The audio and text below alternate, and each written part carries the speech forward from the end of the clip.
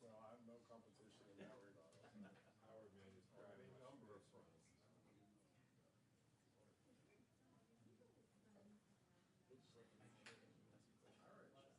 Do what? Right. First question. Second question.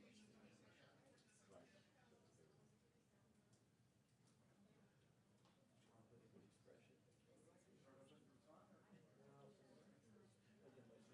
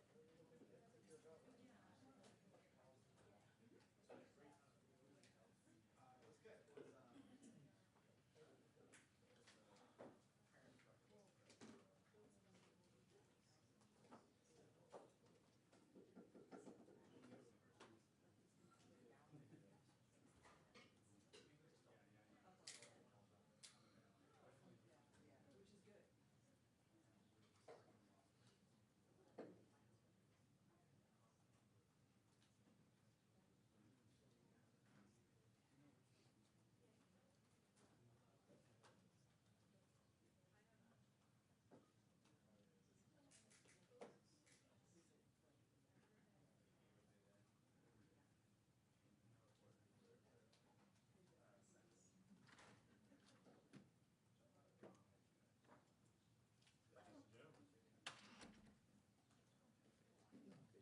How are you? It's good to see you.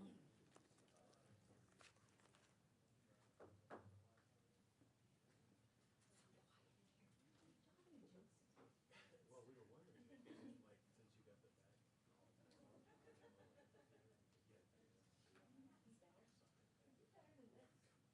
and play.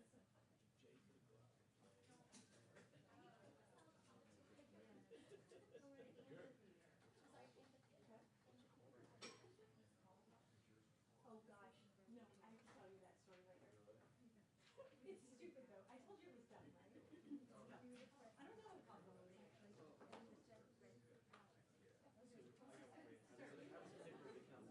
Yeah.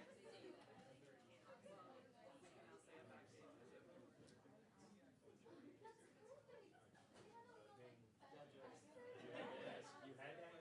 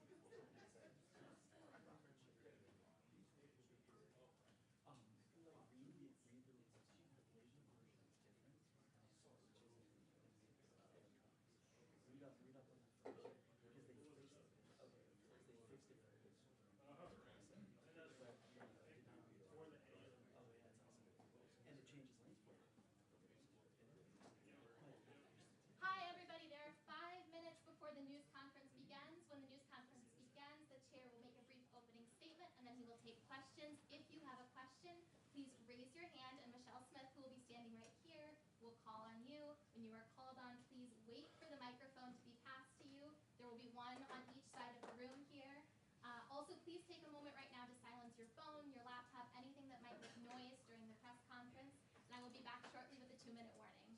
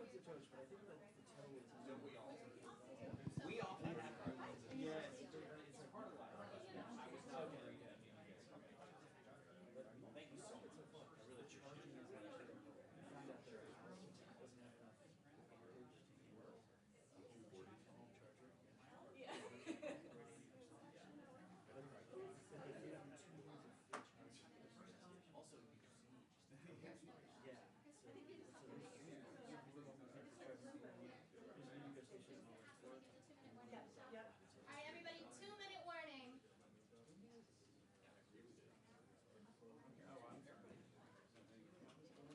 Yes, yes. Oh, listen, as soon as we put those out there, I will turn it on. Yeah, I'm just gonna shoot a live.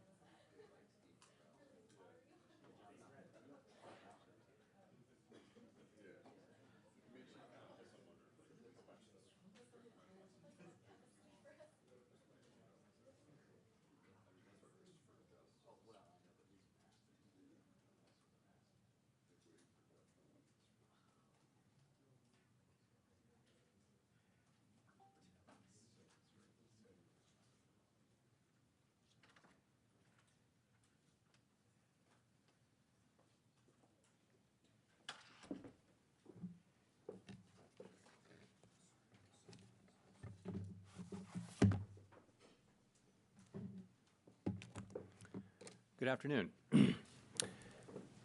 My colleagues and I remain squarely focused on our dual mandate to promote maximum employment and stable prices for the American people. The economy has made considerable progress toward our dual mandate objectives.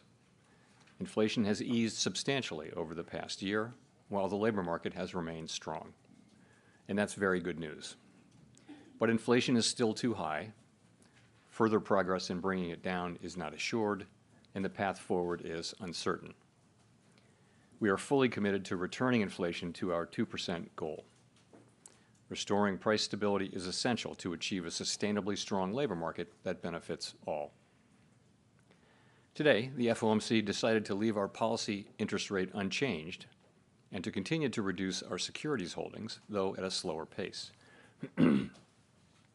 Our restrictive stance of monetary policy has been putting downward pressure on economic activity and inflation, and the risks to achieving our employment and inflation goals have moved toward better balance over the past year. However, in recent months, inflation has shown a lack of further progress toward our 2% objective, and we remain highly attentive to inflation risks. I'll have more to say about monetary policy after briefly reviewing economic developments. Recent indicators suggest that economic activity has continued to expand at a solid pace. Although GDP growth moderated from 3.4% in the fourth quarter of last year to 1.6% in the first quarter, private domestic final purchases, which excludes inventory investment, government spending, and net exports, and usually sends a clearer signal on underlying demand, was 3.1% in the first quarter, as strong as the second half of 2023. Consumer spending has been robust over the past several quarters, even as high interest rates have weighed on housing and equipment investment. Improving supply conditions have supported resilient demand and the strong performance of the U.S. economy over the past year. The labor market remains relatively tight, but supply and demand conditions have come into better balance. Payroll job gains averaged 276,000 jobs per month in the first quarter, while the unemployment rate remains low at 3.8%. Strong job creation over the past year has been accompanied by an increase in the supply of workers, reflecting increases in participation among individuals aged 25 to 54 years and a continued strong pace of immigration. Nominal wage growth has eased over the past year and the jobs-to-workers gap has narrowed, but labor demand still exceeds the supply of available workers. Inflation has eased notably over the past year, but remains above our longer-run goal of 2%. Total PCE prices rose 2.7% over the 12 months ending in March. Excluding the volatile food and energy categories, core PCE prices rose 2.8%. The inflation data received so far this year have been higher than expected. Although some measures of short-term inflation expectations have increased in recent months, longer-term inflation expectations appear to remain well anchored, as reflected in a broad range of surveys of households, businesses, and forecasters, as well as measures from financial markets. The Fed's monetary policy actions are guided by our mandate to promote maximum employment and stable prices for the American people. My colleagues and I are acutely aware that high inflation imposes significant hardship as it erodes purchasing power, especially for those least able to meet the higher costs of essentials like food, housing, and transportation. We are strongly committed to returning inflation to our 2% objective. The committee decided at today's meeting to maintain the target range for the federal funds rate at 5.25% to 5.5%, and to continue the process of significantly reducing our securities holdings, though at a slower pace. Over the past year, as labor market tightness has eased and inflation has declined, the risks to achieving our employment and inflation goals have moved toward better balance. The economic outlook is uncertain, however, and we remain highly attentive to inflation risks. We've stated that we do not expect that it will be appropriate to reduce the target range for the federal funds rate until we have gained greater confidence that inflation is moving sustainably toward 2%. So far this year, the data have not given us that greater confidence. In particular, and as I noted earlier, readings on inflation have come in above expectations. it is likely that gaining such greater confidence will take longer than previously expected. We are prepared to maintain the current target range for the federal funds rate for as long as appropriate. We're also prepared to respond to an unexpected weakening in the labor market. We know that reducing policy restraint too soon or too much could result in a reversal of the progress we've seen on inflation.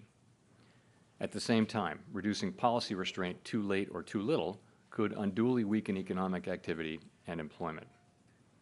In considering any adjustments to the target range for the federal funds rate, the committee will carefully assess incoming data, the evolving outlook, and the balance of risks. Policy is well positioned to deal with the risks and uncertainties that we face in pursuing both sides of our dual mandate. We will continue to make decisions meeting by meeting. Turning to our balance sheet, the committee decided at today's meeting to slow the pace of decline in our securities holdings, consistent with the plans we released previously. Specifically, the cap on Treasury redemptions will be lowered from the current $60 billion per month to $25 billion per month as of June 1. Consistent with the committee's intention to hold primarily Treasury securities in the longer run, we're leaving the cap on agency securities unchanged per month, and we will reinvest any proceeds in excess of this cap in Treasury securities. With principal payments on agency securities currently running at about $15 billion per month, total portfolio runoff will amount to roughly $40 billion per month.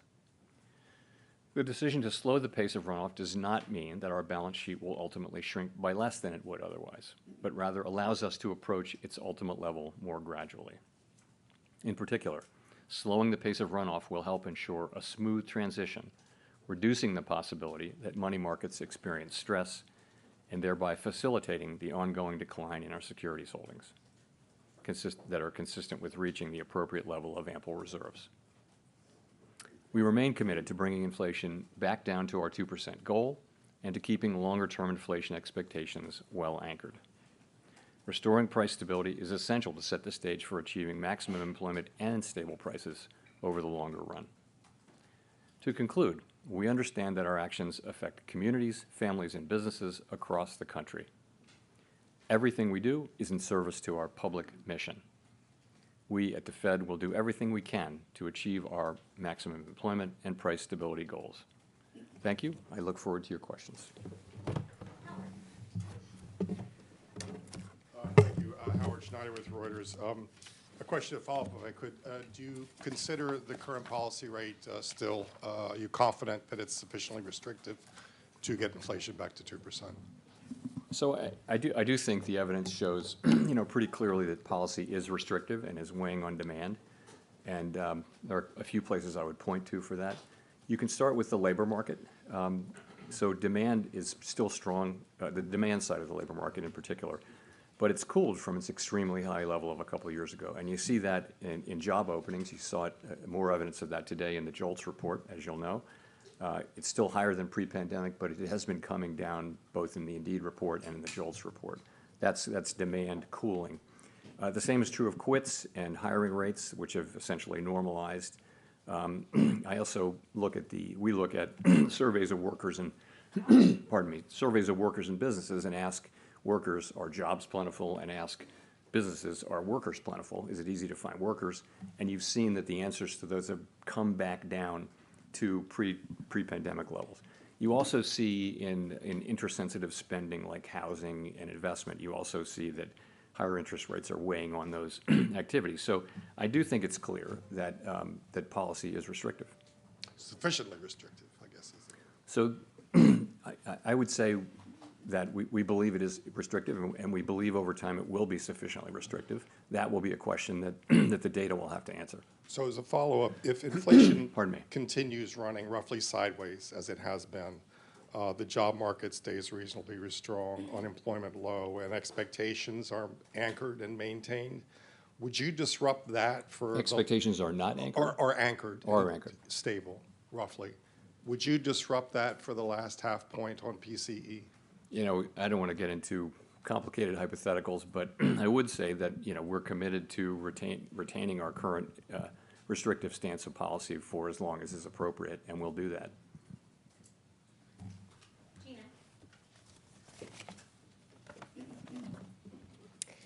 Thanks for taking our questions, Chair Powell. I wonder, obviously, Michelle Bowman has been saying that there is a risk that rates may need to increase further, although it's not her baseline outlook. I wonder if you see that as a risk as well, and if so, what change in conditions would merit considering raising rates at this point? So I think it's unlikely that the next policy rate move will be a hike. I'd say it's unlikely. Our policy focus is really what I just mentioned, which is how long to keep policy restrictive. You ask, what would it take? I think we'd need to see persuasive evidence that our policy stance is not sufficiently restrictive to bring inflation sustainably down to 2% over time. That's not what we think we're seeing, as I mentioned. But that's something like that is what it would take. We'd look at the totality of the data, answer to that question. That would include inflation expectations, and all the other data too. Would that be like a reacceleration in inflation?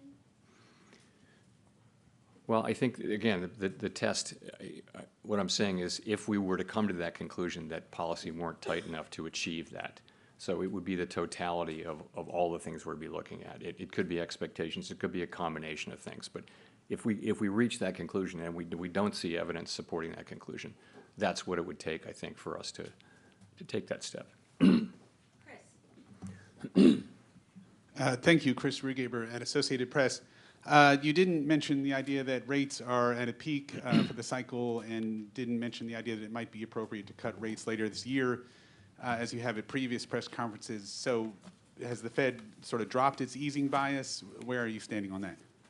So on, let me address cuts. So obviously, our decisions that we make on our policy rate are going to depend on the incoming data, how the outlook is evolving, and the balance of risks, as always. And we'll look at the totality of the data. So I think, and we think, that policy is well positioned to address different paths that the economy might take.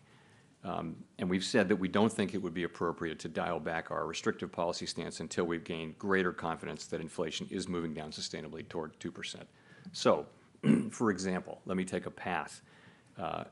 If we did have a path where inflation proves more persistent than expected and where the labor market remains strong, but inflation is moving sideways and we're not gaining greater confidence, well, that would be a case in which it could be appropriate to hold off on rate cuts. I think there's also other paths that the economy could take which would cause us to want to consider rate cuts, and those would be, two of those paths would be that we do gain greater confidence, as we've said, that inflation is moving sustainably down to 2%, and another path could be, an unexpected weakening in the labor market, for example. So those are paths in which you could see us cutting rates. So I think it really will depend on the data. In terms of peak rate, I think really it's the same question. I think the data will have to answer that question for us. Well, and could you just follow on the path where you might not cut? Is that, you mentioned that it would be inflation persistent. Is inflation, would that be the key data in making that decision, or could you expand a bit more on that? Thank you. Again, we've set ourselves a test that for us to begin to reduce policy restriction, we'd want to be confident that inflation is moving sustainably down to 2%. And for sure, one of the things we'd be looking at is the performance of inflation. We'd also be looking at inflation expectations. We'd be looking at the whole story, but clearly incoming inflation data would be at the very heart of that decision.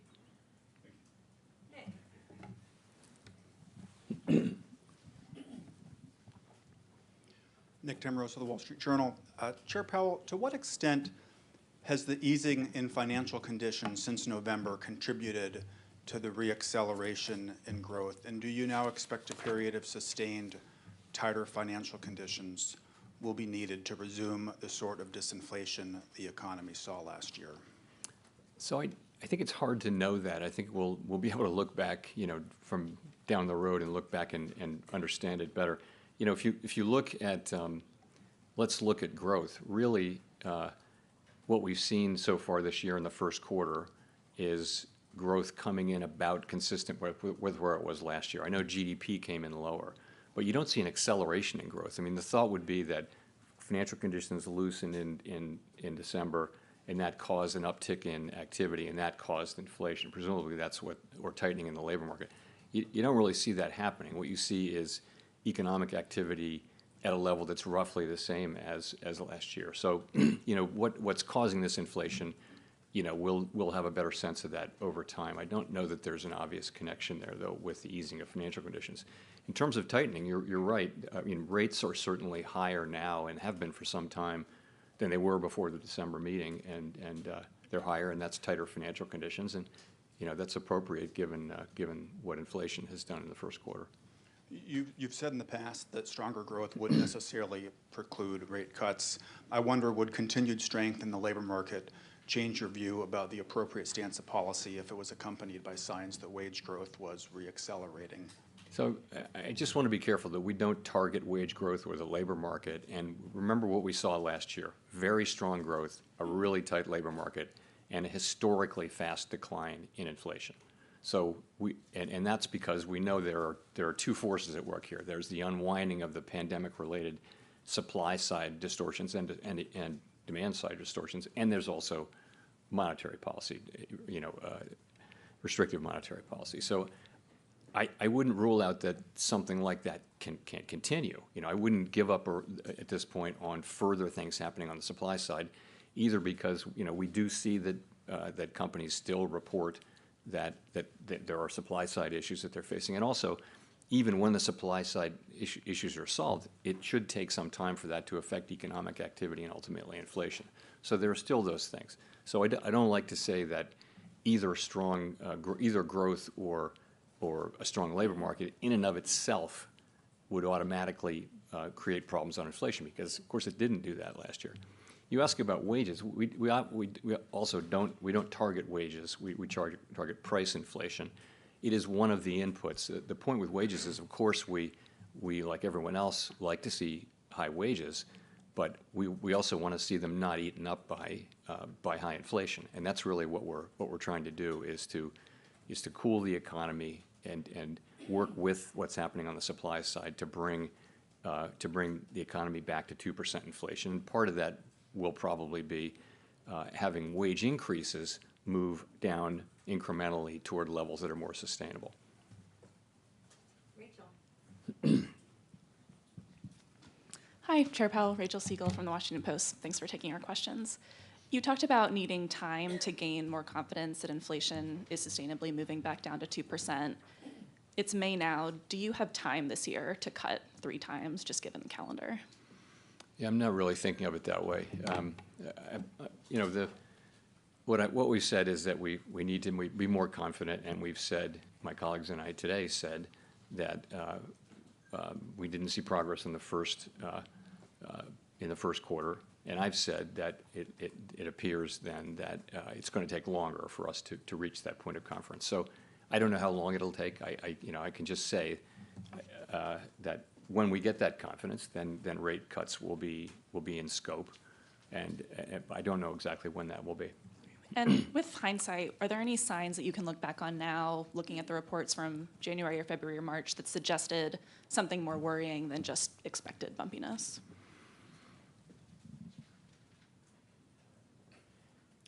Not really. So I thought it was appropriate to reserve judgment until we had the full quarter's data, until we saw the March data. And so take a step back. What do we now see in the first quarter? We see strong economic activity. We see a strong labor market, and we see inflation. We see 3 inflation readings. So I think you're at a point there where you should take some signal.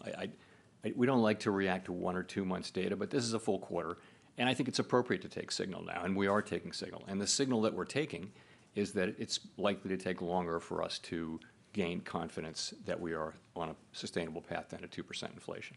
That's the signal that we're taking. Steve. Yeah, Mr. Chairman, if I could, Steve Leisman, CNBC, if I could follow up on that. What particular areas were sort of temporary or blips in the inflation data in the first quarter? And what's the dynamic by which you expect them to work out in the coming months and quarters? Yeah.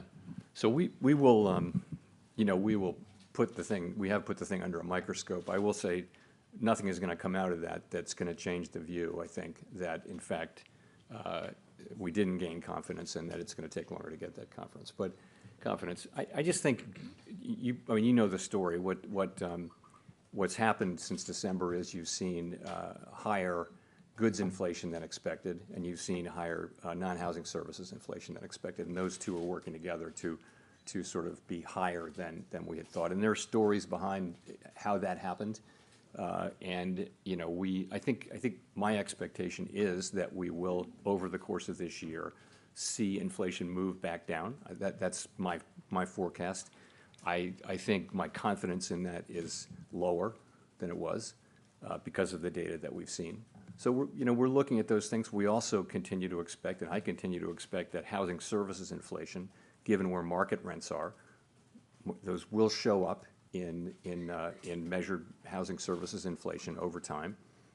We believe that it will. It looks like that there are substantial lags between when lower market rates turned up and for new tenants, and when it shows up for existing tenants or for in housing services.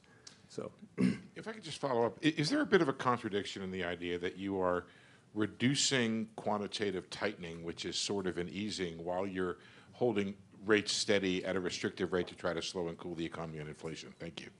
I wouldn't say that, no. I mean, the active tool of monetary policy is, of course, interest rates. And this is a plan we've long had in place to slow, really not in order to, to provide accommodation to the economy, but to be less restrictive to the economy. It really is to ensure that the process of shrinking the balance sheet down to where we want to get it is a smooth one and doesn't wind up with financial market turmoil the way it did the last time we did this, and the only other time we've ever done this.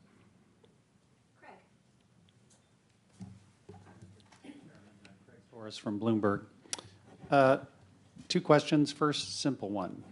Given the run of data since March, has the probability in your mind of no cuts this year increased or stayed the same? That's the first question. Second question. Chair Powell, you joined the board in 2012, and I'm sure you remember, as I do, what the jobless recovery was like. Lawyers, accountants, all kinds of highly qualified people who couldn't get jobs.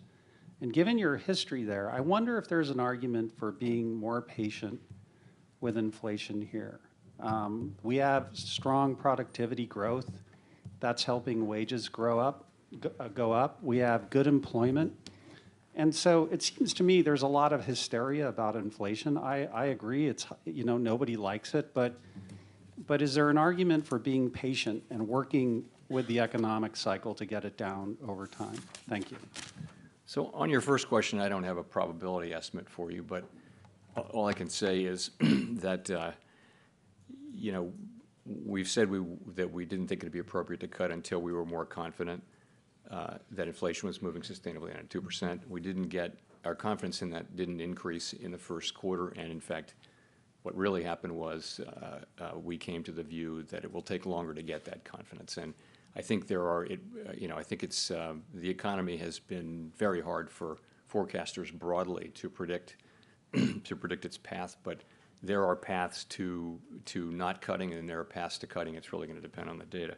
In terms of the employment mandate, to your point, if you go back a couple of years, our sort of framework document says that when you look at the two mandate goals, and if one of them's further away from goal than the other, then you focus on that one. It's the time to get back there times times how far it is from the goal, and that was clearly inflation. So our focus was very much on inflation, and this is what we referred to in the statement.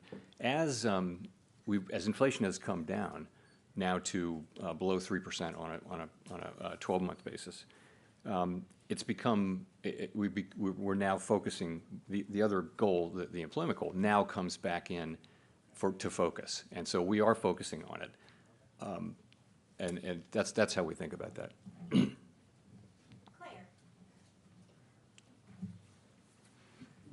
Claire Jones, Financial Times. Thanks a lot for the opportunity to ask the questions. Just to go back to the answer before the previous one, it seemed to suggest that you think the likeliest path of inflation is one that's going to allow you to have a situation where rates are lower at the end of the year than they are right now. It would be good if you could just confirm whether or not that's a correct reading. And the Q1 GDP print has led to some to start mentioning the term stagflation with respect to the US economy. Do you or anyone else on the FOMC think this is now a risk? Thank you. Yeah, I'm not dealing really in likelihoods. I think there are paths that the economy can take that would involve cuts, and there are paths that wouldn't. And I don't have great confidence in which of those paths. I think I would say my personal forecast is that we will begin to see further progress on inflation this year. I don't know that it will be sufficient. I don't know that it won't. I think we're going to have to let the data lead us on that. In terms of your second question was stagflation. I guess I would say I was around for stagflation, and it was 10% unemployment. It was high single digits inflation. Right now we have and very slow growth. So right now we have 3% growth, which is pretty solid growth, I would say, by any measure, and we have inflation running under 3%. So I don't really understand where that's coming from. And in addition, I would say most forecasters, including our forecasting, was that last year's level of growth was very high, 3.4% in, I guess, the fourth quarter, and probably not going to be sustained and would come down. But that would be our forecast. That wouldn't be stagflation. That would still be to a very healthy level of growth. And of course, with inflation, we will return inflation to 2%, and that won't be. So I don't see the stag or the inflation, actually.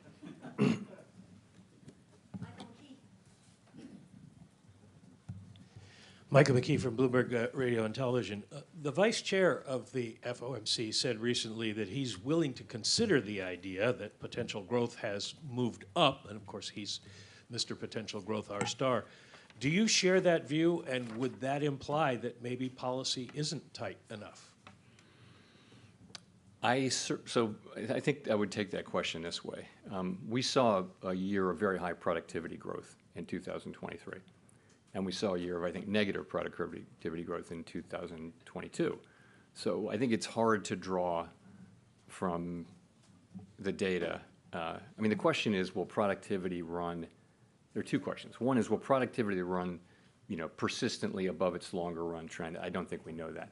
In terms of potential output, though, if that's a separate question.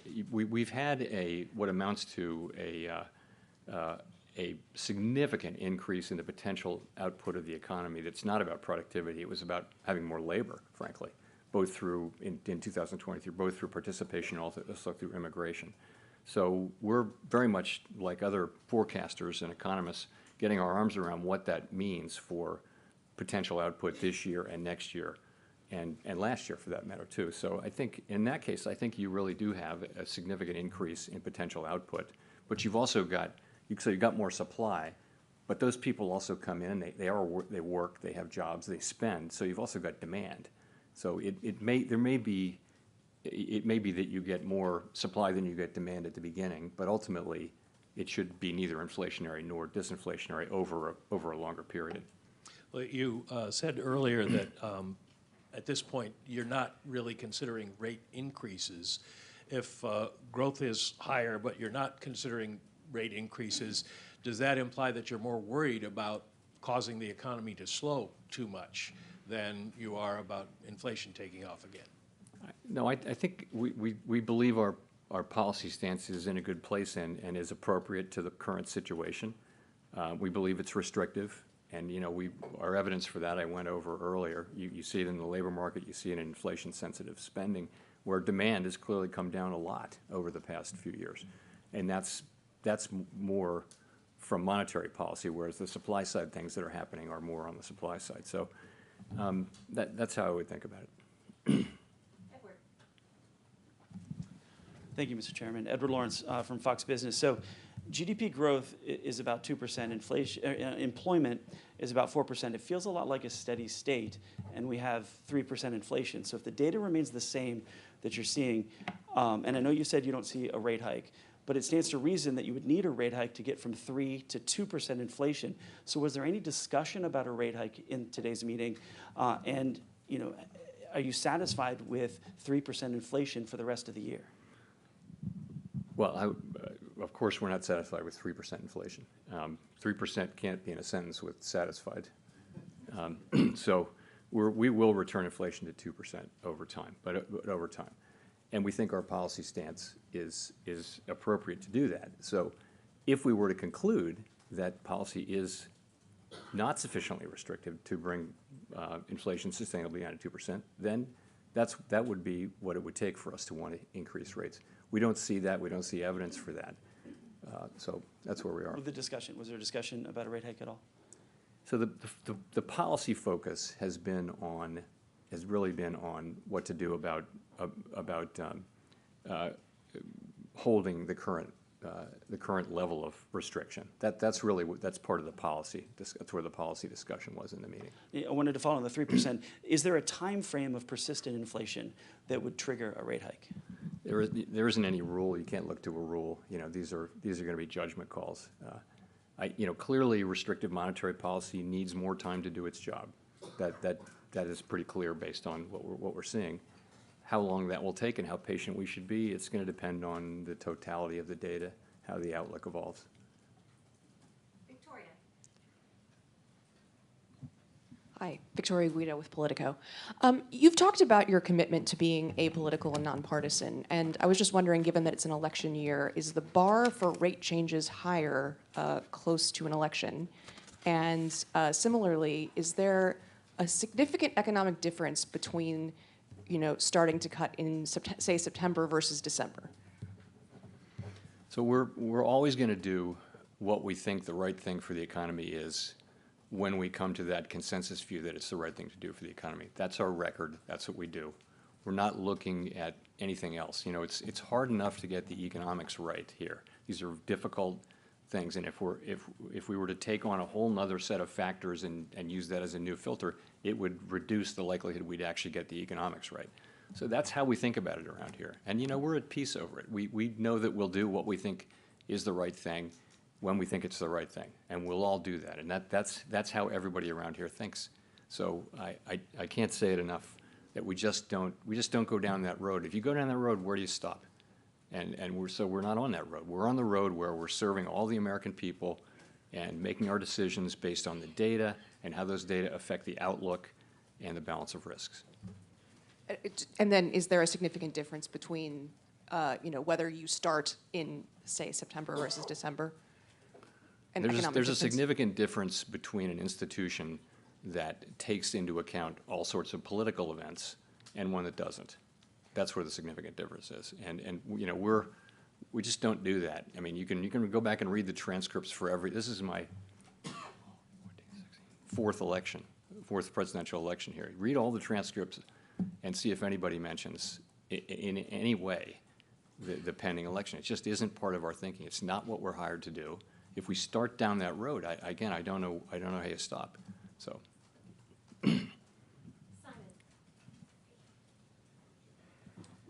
Thank you, Chair Powell. Question about the labor market. You've mentioned a few times that the labor market is normalizing. Certainly today's JOLTS data suggested that things are kind of getting back to pre-pandemic levels. One thing that hasn't normalized is wage growth, which is still quite a bit stronger than before the pandemic. I wonder if you can share your analysis of why that's happening. Is it a lagging indicator or something else going on? So I think if you go back to where wage increases peaked a couple, 3 years ago, essentially all wage measures have come down substantially to that.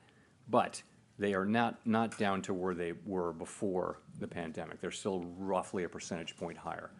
And we've seen pretty consistent progress, but not uniformly. And you'll note the ECI reading from Tuesday was expected to have come down, and essentially it was flat year over year, I think, roughly. So, yeah, I mean, that part of it is bumpy. And again, we don't target wage increases, but it, you know, in the longer run, if you have wage increases running higher than productivity would warrant, and then you know there will be inflationary pressures. Employers will raise prices over time if that's the case. So we've seen progress. It has been inconsistent, but we have seen a substantial decline overall. But we have ways to go on that. Scott. You were Nancy. Nancy, sorry. Hey, Chair Powell, Nancy Marshall-Genzer from Marketplace. You mentioned consumers, and consumers are feeling the weight of interest rates right now. Mortgage rates are up, as are rates for car loans, credit cards. People looking to borrow are very discouraged. That's reflected in their views on the economy. What would you say to them? Well, the thing that hurts everybody, and particularly people in the lower income brackets, is inflation. If you're a person who's living paycheck to paycheck, and suddenly all the things you buy, the fundamentals of life go up in price, you are in trouble right away. And so with those people in mind in particular, what we're doing is we're using our tools to bring down inflation. It will take some time, but we will succeed, and we will bring inflation back down to 2%, and then people won't have to worry about it again. That's what we're doing, and we know that it's painful and inconvenient, but the dividends will be paid will be very large, and everyone will share in those dividends.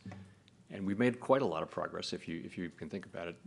I think headline core PCE peaked at 5.8. Now it's at, anyway, headline peaked at 7.1. Now it's at 2.7. Don't want to get that wrong. No, you don't. Quick follow-up. Are current interest rates really doing that much, though, to fight inflation right now for those consumers? Yes, I mean, I think that restrictive monetary policy is doing what it's supposed to do, and but it's also in this case unusually working alongside and with the healing of the supply side. That was different this time was that a big part of the source of the inflation and the reason why we're having this conversation is that we had this supply side kind of collapse with shortages and bottlenecks and all that kind of thing. And so this was to do with the shutting down and reopening of the economy and other things that really raised demand. So many factors did that. So I think now you see those two things working together, the reversal of those supply and demand distortions from the pandemic and the response to it, along with restrictive monetary policy. Those two things are working to bring down inflation, and we've made a lot of progress. Let's remember how far we've come. And we have a ways to go. We've got work left to do, but we're not looking at the very high inflation rates that we were seeing 2 years ago.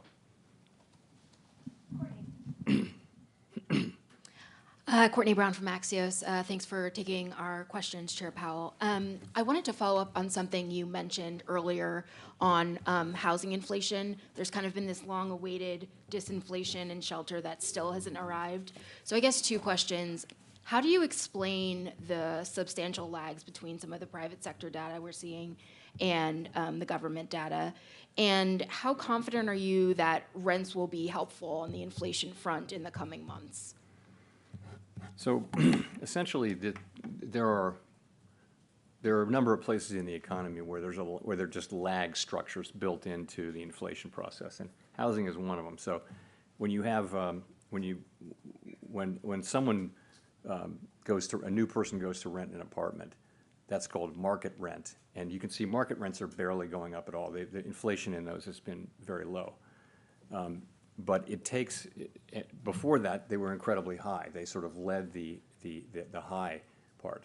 So what happens is those market rents take years, actually, to get all the way into rents for tenants who are rolling over their leases. Landlords don't tend to charge as much of an increase to a rollover tenant for whatever reason. And what that does is it builds up a sort of an unrealized portion of increases when there have been big increases. And what happens is, it's complicated, but the story is it just takes some time for that to get in. Now, I am confident that as long as market rents remain low, this is going to show up in measured inflation. assuming that market rents do remain low.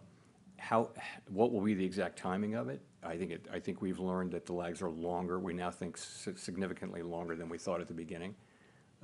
And so confident that it will come, but not so confident in the timing of it. But yes, I expect that this will happen. Thanks. Nick Jasinski.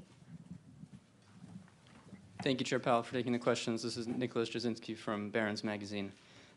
It seems that over the past 3 or 4 years, economies and central banks in developed markets at least have been on more or less the same trajectory, easing during the pandemic, fighting inflation with restrictive policy on the way out. Feels like that may be ending in 2024 based on some of the economic data from Europe and the US and Japan and statements from those central banks as well. So my question is, what considerations or risks does a period of more divergent global economic trajectories and central bank policies present for the FOMC? So you're right. I think that may happen, and you know that we all serve domestic mandates, right? So I think the difference between the United States and other countries that are now considering rate cuts is that they're just not having the kind of growth we're having. Their inflation is performing about like ours or maybe a little better, but they're not experiencing the kind of growth we're experiencing. So we actually have the luxury of having strong growth and a strong labor market, very low unemployment, high job creation, and all of that. And we can be patient, and we'll be careful and cautious as we approach the decision to cut rates, whereas I think other jurisdictions may go before that. In terms of the implications, I think obviously markets see it coming. It's priced in now, and so I think the markets and economies can adapt to it. And I think we haven't seen, in addition for the emerging market economies, we haven't seen the kind of turmoil that was more frequent 20 years ago, 30 years ago. And that's, I think, partly because emerging market countries, many of them have much better monetary policy frameworks, much more credibility on inflation. And so they're navigating this pretty well this time. Jennifer. Thank you, Chair Powell. Jennifer Schonberger with Yahoo Finance. You sort of backed away from the notion that the economy would need to encounter pain for inflation to come back down. But given sticky inflation data in the first quarter, can disinflation still happen along a relatively painless path for the economy, or is some softening in the labor market and the economy likely needed to bring inflation back down? So you're right. I think we thought, and most people thought there would have to be probably a significant dislocations somewhere in the economy, perhaps the labor market, to get inflation all the way down from the very high levels it was at the beginning of this episode. That didn't happen. That's a tremendous result. We're very, of course, gratified and pleased that hasn't happened. And if you look at the dynamics that enabled that, it really was that so much of the gain was from the unwinding of things that weren't to do with monetary policy, but the unwinding of the distortions to the economy, supply side problems, and also some demand issues as well. The unwinding of those really helped inflation come down. Now, as I've said, I'm not giving up on that. So I think it is possible that those forces will still work to help us bring inflation down. We can't be guaranteed that that's true, though. And so we're trying to use our tools in a way that keeps the labor market strong and the economy strong, but also helps bring inflation back down to 2% sustainably. We will bring inflation down to 2% sustainably. We hope we can do it without significant dislocations in the labor market or elsewhere. And speaking of dislocations in the labor market, in terms of cutting, you said if there were weakness in the job market, that could be a reason to cut rates. So if the unemployment rate were to tick above 4%, but inflation not back down to your 2% target, how would you look at that? Would the unemployment rate popping back above 4% catch your attention? I said an unexpected weakening is the way I characterize it. So, and I'm not going to try to define exactly what I mean by that, but it'd have to be meaningful and get our attention and lead us to think that the labor market was really significantly weakening for us to want to react to it. A couple of tenths in the unemployment rate would probably not do that, but it would be a broader thing that would suggest that it would be appropriate to consider cutting. And I think whether you decide to cut will depend on all the facts and circumstances, not just that one. Kyle. Chair Powell, thanks for taking the question. Kyle Campbell with American Banker. You've said that broad and material changes are needed for the Basel III endgame proposal, and you've mentioned that a reproposal is something that's on the table. As you've had more time to sort of sit with the public commentary, process that, and understand the options available to you, do you have a better sense of whether a reproposal will be necessary? And do you have a timeline in mind for when some sort of movement will be made on that front, either a reproposal or a move to finalize? So let me start by saying that the Fed is committed to, completing this process and carrying out Basel III endgame in a way that's faithful to Basel and also comparable to what the other large comparable jurisdictions are doing. We haven't made any decisions on policy or on process at all. No decisions have been made. I'll say again, though, if we conclude that reproposal is appropriate, we won't hesitate to insist on that. And then do you need to resolve issues with the capital proposal in order to advance other parts of the regulatory agenda, or do you expect to continue to make progress on those other agenda items? There's no mechanical rule in place there, but I would say that the Basel III process is by far the most important thing, and really is, I think, occupying us at this time in terms of what we're moving ahead with. Let's go to Mark for the last question. Thank you, Mark Hamrick with Bankrate. Mr. Chairman, what can you tell us about the approach that you take with your role in the sense of trying to achieve consensus, which you recently identified as a priority, while allowing for a range of views or even dissent? We don't see many dissenting votes in the official statements, even when more spirited discussions are noted in the minutes after the fact. How do you avoid groupthink and avoid a higher risk of a policy mistake? Thank you. So I think if you listen to, and you all do, listen to my 18 colleagues on the FOMC, you'll see that we do not lack for a diversity of voices and perspectives. We really don't.